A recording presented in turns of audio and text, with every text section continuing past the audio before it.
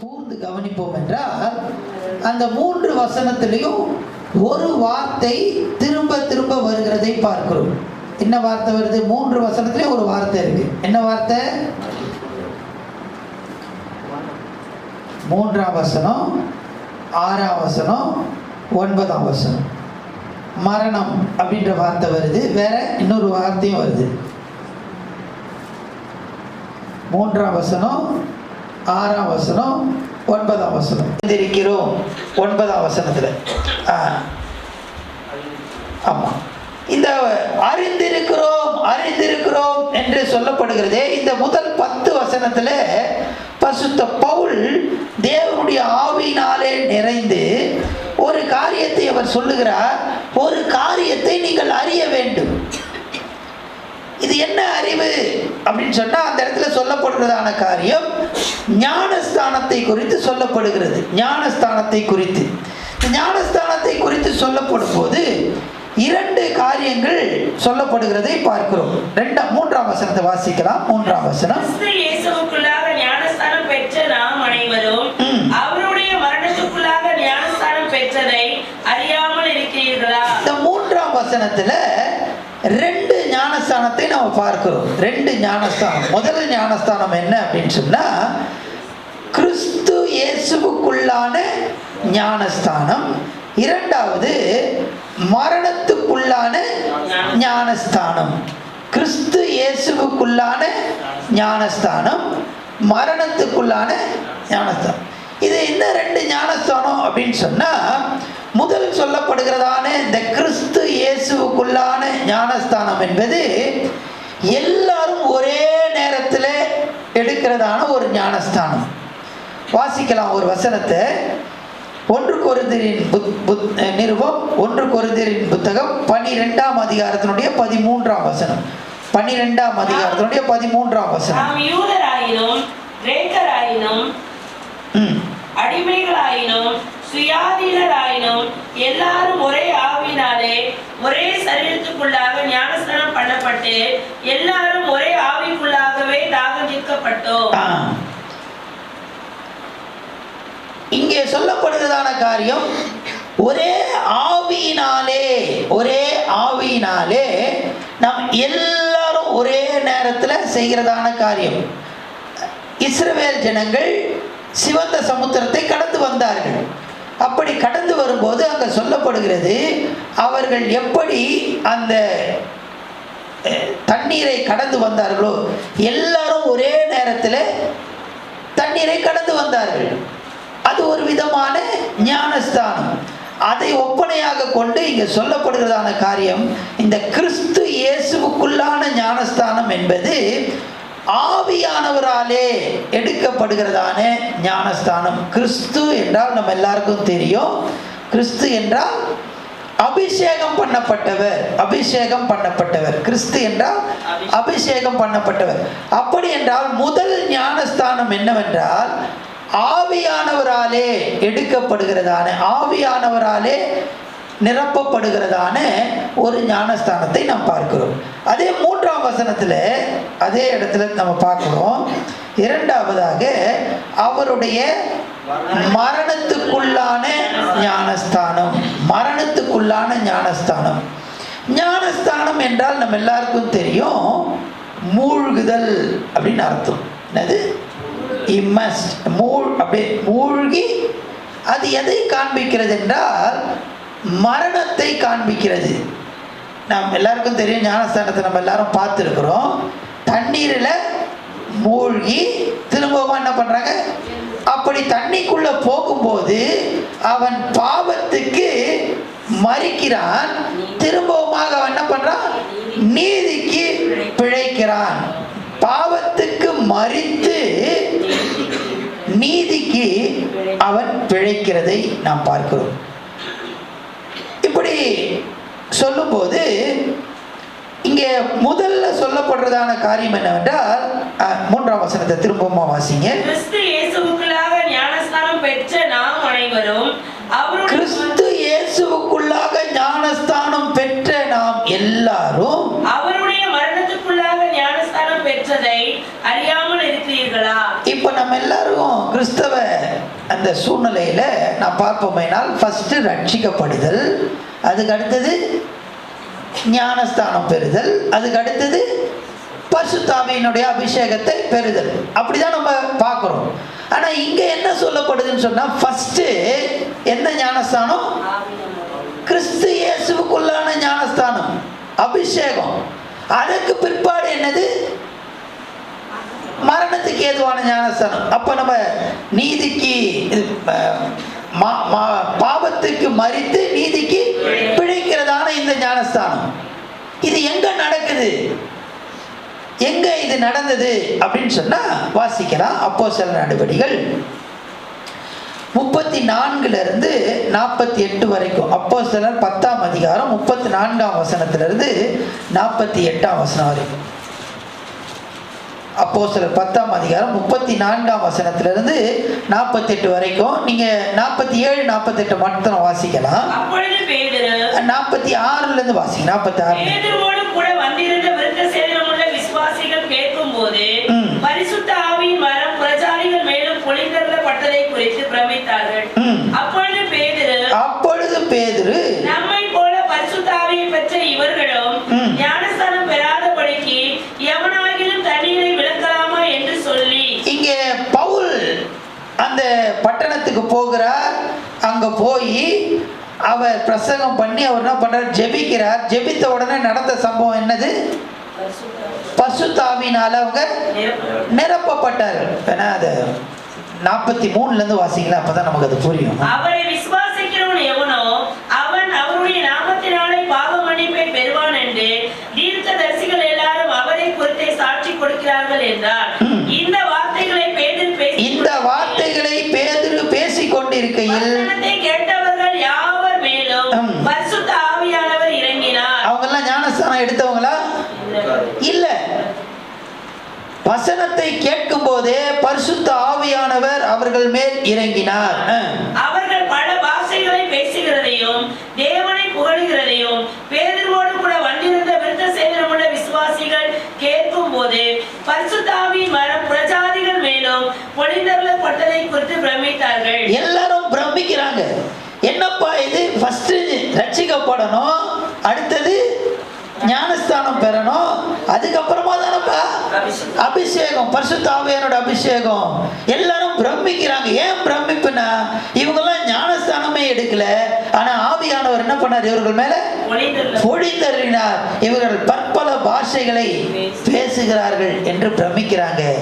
அதற்கு பிற்பாடு இப்ப வாசிக்கலாம், தொடர்ந்து வாசிக்கலாம். அப்பொழுது பேதுரு நம்மை போல பரிசுத்த ஆவியை பெற்ற இவர்களும் ஞானஸ்தானம் பெறாதபடிக்கு எவனாகிலும் தண்ணீரை விளக்கலாமா என்று சொல்லி கர்த்தருடைய நாமத்தினாலே அவர்களுக்கு ஞானஸ்தானம் கொடுக்கும்படி கட்டளையிட்டார். இப்ப எதுக்கு முதல்ல இப்ப ஞானஸ்தானம் எடுக்கணும் அப்படின்னு சொல்லி கட்டளையிடுறாரு? நீங்க எல்லாம் ஞானஸ்தானத்தை எடுக்கணும். ஏன் நீங்க ஞானஸ்தானத்தை எடுக்கணும்? பரிசுத்த ஆவியானவர் உங்க மேல என்ன பண்ணிட்டு இருக்கிறார்? பொழிந்தருளி இருக்கிறார். அல்லேலூயா, அல்லேலூயா. அதைத்தான் நீங்க பரிசுத்த பவுல் இந்த இடத்துல 6ஆம் அதிகாரத்துல 3ஆம் வசனத்துல சொல்லுகிறதை பார்க்கிறோம். இப்போ 3ஆம் வசனத்தை வாசிக்கலாம். கிறிஸ்து இயேசுவுக்குள்ளாக ஞானஸ்தானம் பெற்ற நாம் எல்லாரும் அவருடைய மரணத்துக்குள்ளான ஞானஸ்தானத்தை பெற்றதை அறியாமல். ஒரு காரியத்தை நீங்க அறிய வேண்டும், அறியாமல் இருக்கிறீர்களா? அறிந்து கொள்ளுங்கள் அப்படின்னு சொல்லிட்டு எதை அறிந்து கொள்ளணும்னா, பரிசுத்த ஆவியானவர் உங்கள் மேல் முதல்ல என்ன பண்றாரு? இறங்குகிறார், பொழிந்தருளும். கிறிஸ்து இயேசுவுக்குள்ளான ஞானஸ்தானத்தை நீங்கள் பெற வேண்டும். பிற்பாடு என்னது? மரணத்துக்குள்ளான ஞானஸ்தானத்தை நீங்க பெறணும். இது மாத்தி இருக்கு, ஒன்றும் பிரச்சனை இல்லை. ஆனா இந்த அனுபவம் நமக்கு வேணும். மரணத்துக்குள்ளான ஞானஸ்தானம், கிறிஸ்து இயேசுவுக்குள்ளான ஞானஸ்தானம், இதை நம்ம அறிந்து கொள்ள வேண்டியது மிக மிக அவசியம். இப்போ எதுக்கு இந்த 2 ஞானஸ்தானம்? ஒன்று மரணத்துக்குள்ளான ஞானஸ்தானம், இன்னொன்று கிறிஸ்து இயேசுவுக்குள்ளான ஞானஸ்தானம். இதை மாத்திரம் சொல்லி நம்ம கடந்து போகலாம். மரணத்துக்குள்ளான ஞானஸ்தானம் என்பது நாம் பாவத்திலே இருக்கிறோம், பாவத்துக்கு மரித்து நீதிக்கு பிழைக்கும்படியாக நான் பாவத்துக்கு என்ன பண்ணுகிறேன், மரித்து போகிறேன் என்பதற்கு அடையாளமாக நாம் எல்லாரும் தண்ணீரில் மூழ்கி என்ன பண்றோம், அப்படியே உள்ளேருந்து வெளியில எழுதும் போது நம்ம என்ன பண்றோம், நீதிமானாக்கப்பட்டவனாக நீதிக்கு பிழைக்கும்படியாக நாம் எழுந்திருக்கிறோம். எழுந்த பிற்பாடு அதுக்கு நடுவில் ஒரு காரியம் இருக்கு, அதுதான் கிறிஸ்து இயேசுக்குள்ளான ஞானஸ்தானம். இப்போ கவனிங்க, ஒரு மனிதனுக்கு அவன் வாழ்கிறதான நாட்களில் ரொம்ப ஒரு காரியம் இஷ்டம்னு வச்சுங்க. இப்போ உதாரணத்துக்கு நான் சொல்கிறேன், ஒரு உதாரணமாக ஒருத்தருக்கு லட்டுனா ரொம்ப பிடிக்கும். அந்த பிடிக்கிறதுனால அவர் எப்போ லட்டு கொடுத்தாலும் என்ன பண்ணுவார், சாப்பிடுவார். ரொம்ப ரொம்ப விருப்பம், காலையில் கொடுத்தாலும் சாப்பிடுவார், மத்தியானம் கொடுத்தாலும் சாப்பிடுவார். ஏன், ரொம்ப பிடிக்கும் லட்டு. இப்போ அவர் இறந்துட்டார் வச்சுங்க, அவருக்கு பிடிச்சமான லட்டை எடுத்து கொடுக்குறாங்க, அவர் சாப்பிடுவாரா, முடியாது. ஏன் சாப்பிட மாட்டாரு, என்னங்க லட்டு அவர் என்ன பண்ணுவார், எப்போ கொடுத்தாலுமே சாப்பிடுவாருங்க, அவருக்கு லட்டுனா ரொம்பவே பிடிக்குமே, இப்போ ஏன் சாப்பிட மாட்டாரு, ஆளு அவுட், மறிச்சிட்டார். அது மாதிரி தான் நம்ம பாவத்துக்கு நிறைய காரியத்தை இந்த செயல்பட்டு கொண்டிருந்தோம். இந்த சரீரத்தினாலே பாவத்துக்கு நிறைய காரியம் செய்தோம். இப்போ ஞானஸ்தானம் பெற்ற பிற்பாடு பாவத்துக்கு மரித்து உள்ள மூழ்கி நீதிக்கு என்று பிழைக்கும்படியாக அந்த தண்ணீர்லேருந்து எழும்பின உடனே நான் எனக்கு பிரியமானதை நான் என்ன பண்ண போறது கிடையாது, செய்ய போறது கிடையாது. என்னுடைய சரீரங்கள் நீதியின் ஆயுதங்களாக மாறுகிறது. ஹல்லேலூயா, ஹல்லேலூயா. எனக்கு பிடிச்சதுங்க, ரொம்ப பிடிச்சது, அதெல்லாம் நான் செய்தேன். அதெல்லாம் என்ன ஆயிடுச்சு, என்ன ஆச்சு, உள்ள மூழ்கந்தோம், செத்து போச்சு. இன்னைக்கு நிறைய பேர் செத்து போச்சுன்னு சொல்றாங்க, ஆனா அப்பப்போ என்ன ஆகுது, உயிரோட வருது. இது மரணத்துக்குள்ளான ஞானஸ்தானம். இப்போ ஒரு சம்பவத்தை நம்ம பார்க்கலாம், எல்லாம் திருப்பிக் கொள்ளலாம். யோவான் எழுதின சுவிசேஷம் 11ஆம் அதிகாரம். யோவான் எழுதின சுவிசேஷம் 11ஆம் அதிகாரத்தில் லாசரு மரித்து உயிரோட வருகிறார். வாசிங்க, 41ஆம் வசனத்திலிருந்து வாசிக்கலாம். அப்பொழுது மரித்தவன் வைக்கப்பட்ட இடத்திலிருந்த கல்லை எடுத்து போட்டார்கள். இயேசு தம்முடைய கண்களை ஏறெடுத்து, பிதாவே, நீர் எனக்கு செவி கொடுத்தபடியினால் உம்மை ஸ்தோத்திரிக்கிறேன். நீர் எப்பொழுதும் எனக்கு செவி கொடுக்கிறீர் என்று நான் அறிந்திருக்கிறேன். ஆனாலும் நீர் என்னை அனுப்பினதை சூழ்ந்து நிற்கும் ஜனங்கள் விசுவாசிக்கும்படியாக அவர்கள் நிமித்தம் இதை சொன்னேன் என்றார். போதும். இங்க லாசரு மரித்து விட்டார். நமக்கு சம்பவம் நன்றாக தெரியும், லாசரு மரித்து விட்டார். இப்படி மரித்த பிற்பாடு இயேசு ஆண்டவர் போகிறார். இப்போ போகலாம், வாங்கப்பா கல்லறைக்கு போகலாம் அப்படின்னு கூட்டின்னு போகிறாரு. கல்லறைக்கு போய் நின்றுட்டாங்க. நின்ன உடனே முதல்ல அவர் என்ன சொல்கிறார் அப்படின்னா, கல்லை புரட்டி போடுங்க. அப்போ எல்லாம் சொல்கிறாங்க, 4 நாள் ஆயிடுச்சு ஆண்டவரே, நான் தடிக்குமே அப்படின்னு. இல்லை, நீ விசுவாசிக்கணும் அப்படின்னு கல்லை என்ன பண்ணுறாங்க, புரட்டிட்டாங்க. இப்போ கல்லை புரட்டிட்டாங்க, ஒன்றும் நடக்கலை. கல் மட்டும் என்ன பண்ணிருக்கு, புரட்டப்பட்டிருக்கு. இப்போ இயேசு ஆண்டவர் என்ன சொல்றாருன்னு சொன்னா, லாசருவே வெளியே வா அப்படின்னு உரத்த சத்தமா கூப்பிடுறாரு. லாசர் என்ன பண்ணிட்டான், வெளியில வந்துட்டான். அதே போலதான் இப்போ நம்ம என்ன பண்றோம் அப்படின்னா, பாவத்துக்கு மரித்து நீதிக்கு என்று பிழைத்து விட்டோம். இப்போ லாசருக்கு உயிர் வந்துடுச்சா, உயிரோட இருக்கிறார லாசரு, செத்து போன லாசருக்கு உயிரோட வந்துட்டார். ஆனா லாசரு இப்போ எழுந்து நடக்க முடியுமா, ஏன் முடியல, அதுதான். இப்போ மரணத்துக்குள்ளான ஞானஸ்தானத்தை பெற்று விட்டோம், மரணத்துக்கு பாவத்துக்கு மரித்து விட்டோம், நீதிக்கு பிழைத்து விட்டோம். ஆனா நீதிக்கு என்னால் என்ன பண்ண முடியல, செயல்பட முடியவில்லை. இப்ப லாசரு உயிரோட வந்துட்டாரு, நீதிக்கு பிழைத்துட்டாரு. இப்ப என்ன தேவை அப்படின்னு சொன்னா, இப்ப வாசிங்க 43ஆம் வசனத்தை வாசிக்கலாம். இவைகளை சொன்ன பின்பு லாசருவே வெளியே வா என்று உரத்த சத்தமாய் கூப்பிட்டார்.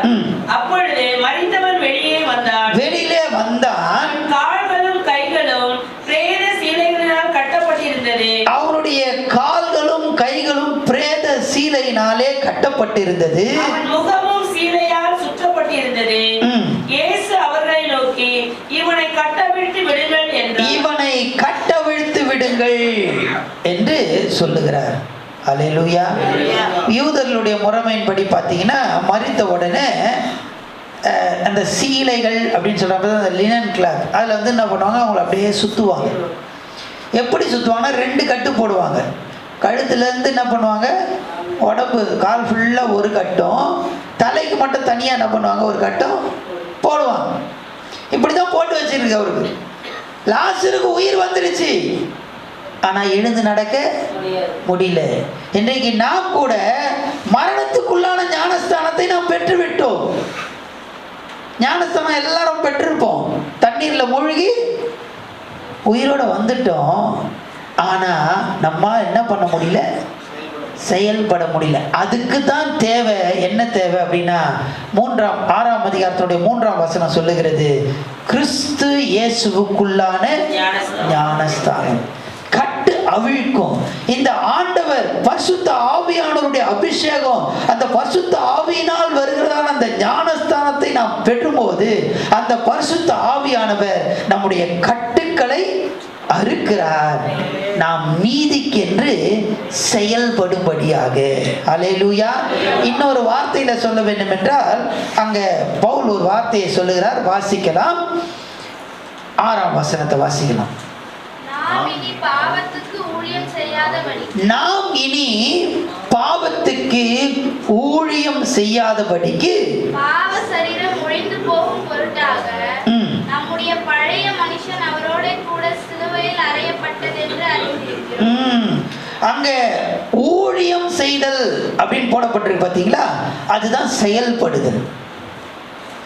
உயிரோட வந்துட்டீங்கப்பா, நீங்க உயிரோட வந்தவங்க, உயிரோட வந்துட்டேன், ஆனால் கட்டு என்ன பண்ணியது, இந்த கட்டு அவிழ்க்கப்பட வேண்டும் என்றால் கிறிஸ்து இயேசுவினாலே, அதாவது இன்னொரு வார்த்தையில் சொல்லணும்னு சொன்னால், பரிசுத்த ஆவியானவர், நம்ம கொரிந்தியரில் வாசித்தோமே, அந்த ஆவியினால் வருகிறதான அந்த ஞானஸ்தானம் நமக்கு தேவை. அப்போதான் ஆண்டவருக்கு என்று நாம் செயல்பட முடியும்.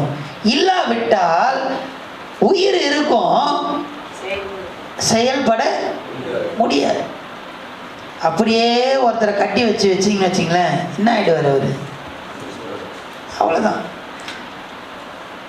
இன்னைக்கு ஞானஸ்தானம் பெற்றவர்கள் தொடர்ச்சியாக கிறிஸ்துவ ஜீவியத்தில் நிலைத்திருக்க முடியாமல் அப்படியே கீழே போயிடுறாங்க. காரணம் என்னன்னா, அவர்கள் பாவத்துக்கு மரித்தார்கள், நீதிக்கு பிழைத்தார்கள், உண்மைதான். ஆனால் அவங்க கட்டு என்ன பண்ணணும், அதுக்கு தான் என்ன தேவை, கிறிஸ்து இயேசுவினால் வருகிறதான அந்த ஞானஸ்தானம், அந்த வல்லமையை நாம் பெற்றுக்கொள்ள வேண்டியது மிக மிக மிக அவசியம். 6ஆம் வசனத்தை திரும்பமா வாசிக்கலாம்.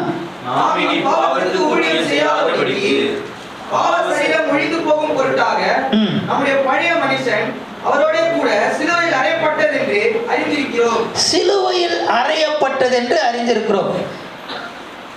இது எதற்கு காரணமாக இருக்குது, நான் பாவத்துக்கு மரித்தேன். இது இந்த ஞானஸ்தானமானது ஆண்டவரோடு கூட நம்ம இணைக்கிறது. பாவத்துக்கு மரிப்பது, அது தண்ணீரில் முழுகுது, நான் இயேசுவுடனே சிலுவையில் அறையப்பட்டிருக்கிறேன் என்பதற்கு அது அடையாளமாக இருக்கிறது. அதோடு அது என்ன பண்ணல, முடியல. இன்னைக்கு நிறைய பேர் நம்ம எப்படி வாழ்ந்து கொண்டு இருக்கிறோம்னா, குட் ஃப்ரைடேக்கும் ஈஸ்டருக்கும் நடுவில் என்ன வருது, ஒரு சனிக்கிழமை வருது. அந்த சனிக்கிழமை கிறிஸ்தவர்களாகவே நம்ம இருக்கிறோம். கிறிஸ்துவுடனே சிலுவையில் அறையப்பட்டு இருக்கிறோம். ஆனால் உயிர் தேர்தல் இன்னும் என்ன பண்ணல, இல்லை. 5ஆம் வசனத்தை வாசிக்கலாம். அவருடைய மரணத்தின் சாயலில் நாம் மரணத்தின் சாயலில் இணைக்கப்பட்டவர்களானால் உயிர்த்தெழுதலின் சாயலிலும் இணைக்கப்பட்டிருக்கிறோம். ஹல்லேலூயா, ஹல்லேலூயா.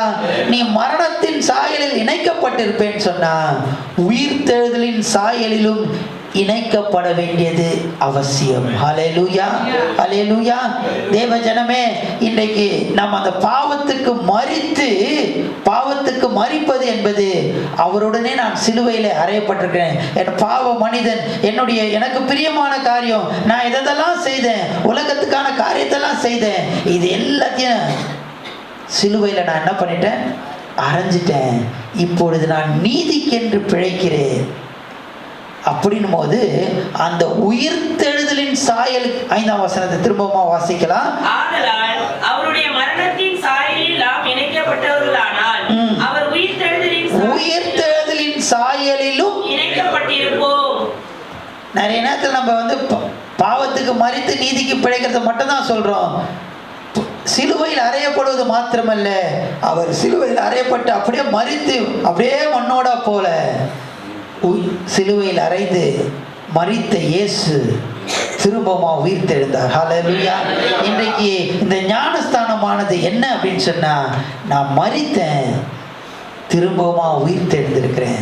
நான் என்ன செய்றேன் அப்படின்னு சொன்னா, பாவத்துக்கு நான் ஊழியம் செய்யாமல் நீதிக்கு நான் ஊழியம் செய்கிறேன். ஹல்லேலூயா. 7ஆம் வசனத்தை வாசிக்கலாம். 7ஆம் வசனம். பாவத்துக்கு நீங்கி விடுதலையாக்கப்பட்டிருக்கிறானே, ஆகையால் கிறிஸ்துவுடனே கூட நாம் மரித்தோமானால் அவருடனே கூட பிழைத்தும் இருப்போம் என்று நம்புகிறோம். ஹல்லேலூயா. அவரோடு கூட பிழைத்தும் இருக்கிறோம். 9ஆம் வசனத்தை வாசிக்கலாம். மரித்தோரிலிருந்து எழுந்த கிறிஸ்து இனி மரிப்பதில்லை. மரணம் இனி அவரை ஆண்டு கொள்வது இல்லை. தேவனுக்கு மகிமை உண்டாகட்டும். நம்ம பாவத்துக்கு விடுதலை ஆயிருக்கிறோம். அதனாலதான் 1ஆம் வசனம் இப்படி சொல்லுது. ஆகையால் என்ன சொல்லுவோம், கிருபை பெருகும்படிக்கு பாவத்தில் கூடாது. நாம் பாவத்துக்கு விடுதலையாக்கப்பட்டிருக்கிறோம், பாவம் செய்வதற்கு விடுதலையாக்கப்படலை. ஹல்லேலூயா. இந்த கட்டெல்லாம் எனக்கு அழுக்கப்பட்டிருக்கிறது. இப்போ நான் விடுதலையா இருக்கிறேன். எதுக்குன்னு சொன்னா 6ஆம் வசனத்தில் சொல்லப்படுகிறது, நான் பாவத்துக்கு ஊழியம் செய்யாமல் நீதிக்கென்று ஊழியம் செய்யும்படிக்கு. ஹல்லேலூயா, ஹல்லேலூயா. மரணத்துக்குள்ளான ஞானஸ்தானம், சிலுவையில் அறையப்படுதல், அதுக்கு பிற்பாடு உயிர்த்தெழுதலின் சாயலில் நாம் இணைக்கப்படுகிறோம், நீதிக்கு நாம் பிழைக்கிறோம். நீதிக்கு பிழைக்கிறது மாத்திரமல்ல, கிறிஸ்து இயேசுவினால் வருகிறதான அந்த ஞானஸ்தானத்தை நாம் பெற்றுக்கொண்டு பாவத்துக்கு ஊழியம் செய்யாமல் நீதிக்கென்று ஊழியம் செய்ய, நீதியின் ஆயுதங்களாக நம்முடைய சரீரங்களை ஆண்டவருக்கு ஒப்பு கொடுக்க தேவன் நமக்கு கிருபை தருவாராக. கண்களை மூடி கர்த்தரை நோக்கி நம்ம பார்க்கலாம்.